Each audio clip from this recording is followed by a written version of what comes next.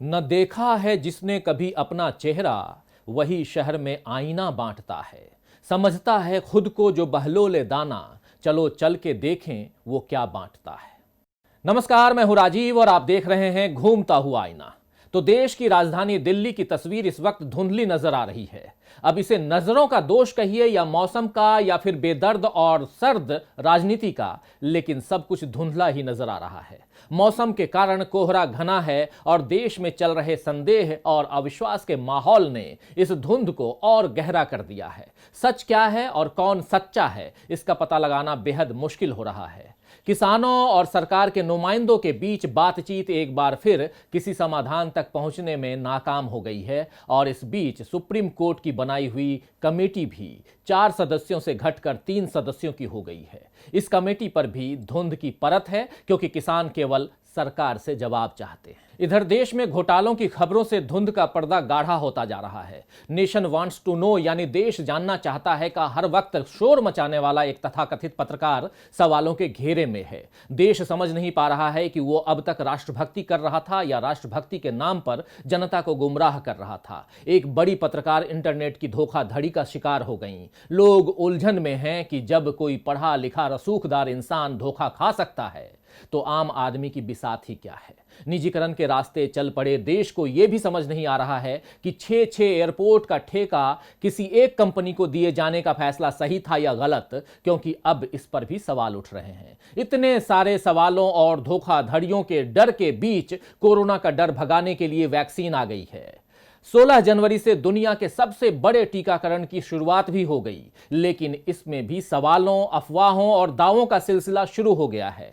तो आज आईने की नजर से देश के राजनीतिक, सामाजिक और आर्थिक माहौल पर छाई धुंध के बीच छिपी हुई सच्चाई को समझने की कोशिश करेंगे। लेकिन शुरुआत किसान आंदोलन से, जो अब अपने दूसरे महीने को पूरा करने जा रहा है और एक नए मुकाम पर पहुंच चुका है।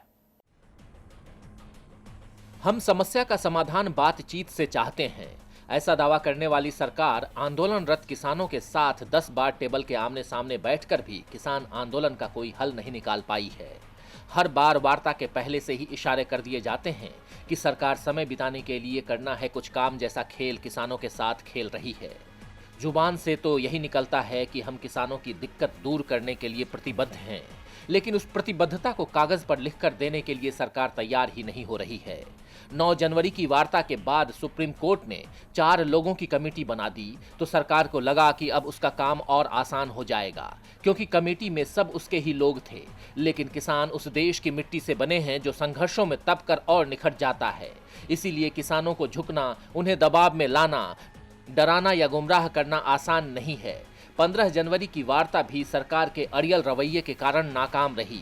बैठक के बाद किसान नेता सरकार से बेहद नाराज दिखाई दिए। किसान नेता डॉक्टर दर्शन पाल सिंह ने कहा कि बैठक 120% फेल रही।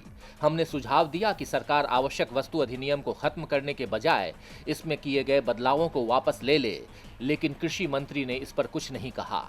अब सरकार पर दबाव बढ़ाने के लिए किसान संगठनों ने 26 जनवरी की ट्रैक्टर रैली को जोर शोर से और हर हाल में निकालने का फैसला किया है। पंजाब हरियाणा के हर गांव से बड़ी संख्या में ट्रैक्टर ट्रॉलियों को दिल्ली लाने के लिए तैयार किया जा रहा है। इनमें महिलाएं और बच्चे भी दिल्ली आएंगे। केएमपी एक्सप्रेसवे पर किसान ट्रैक्टर रैली निकालकर अपनी ताकत का इजहार पहले ही कर चुके हैं और 26 तारीख को लेकर सरकार को चेता चुके हैं कि वो इन कानूनों को किसी भी सूरत में स्वीकार नहीं करेंगे। इधर कृषि मंत्री नरेंद्र सिंह तोमर ने कहा कि हमारी कोशिश है कि बातचीत के जरिए रास्ता निकले और किसान आंदोलन खत्म हो। सुप्रीम कोर्ट ने इस मामले में जो कमेटी बनाई है, वो जब भारत सरकार को बुलाएगी तो हम उसके सामने अपना पक्ष रखेंगे। ये कमेटी भी इस मसले का हल ढूंढने के लिए ही बनाई गई है। वैसे किसान संगठनों के नेताओं ने भी कहा है कि वे केंद्र सरकार के साथ बातचीत जारी रखेंगे और अब अगली बातचीत 19 जनवरी को होगी। लेकिन इस बीच केंद्रीय जांच एजेंसियों के जरिए किसानों को झुकाने की चाल भी चली जा रही है। बैठक में किसान नेताओं ने उनके आंदोलन का समर्थन करने वालों के खिलाफ केंद्रीय एजेंसियों के जरिए की जा रही छापेमारी और उनके खिलाफ यूएपीए जैसा कड़ा कानून लगाए जाने का मुद्दा उठाया था, जिस पर सरकार की ओर से कहा गया था कि वो इस मामले को देखेगी।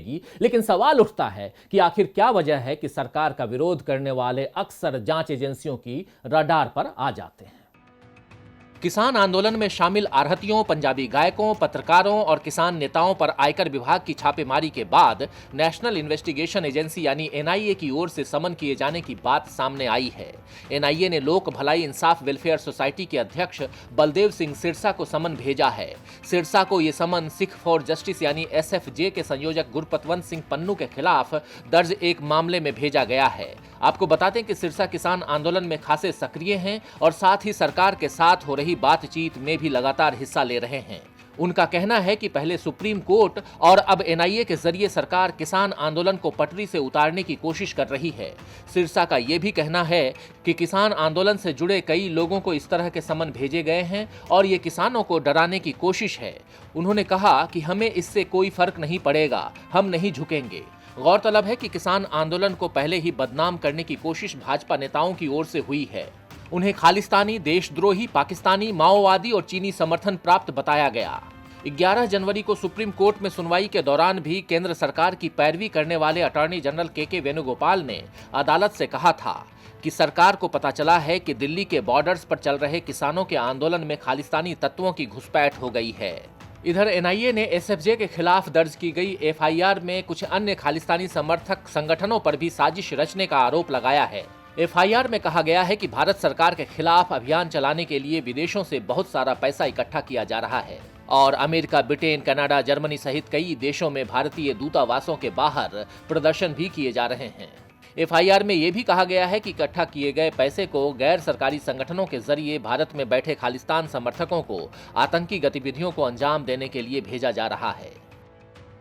तो सीधी उंगली से घी न निकले तो उंगली टेढ़ी करनी पड़ती है और अगर गौर फरमाएं तो ऐसा ही लगता है कि सरकार अब इसी नीति पर चलते हुए काम कर रही है। वैसे मोदी सरकार पर यह इल्जाम पहले भी लग चुका है कि अपने विरोधियों को मात देने के लिए वो जांच एजेंसियों और अन्य संवैधानिक संस्थाओं का बेजा इस्तेमाल करती है।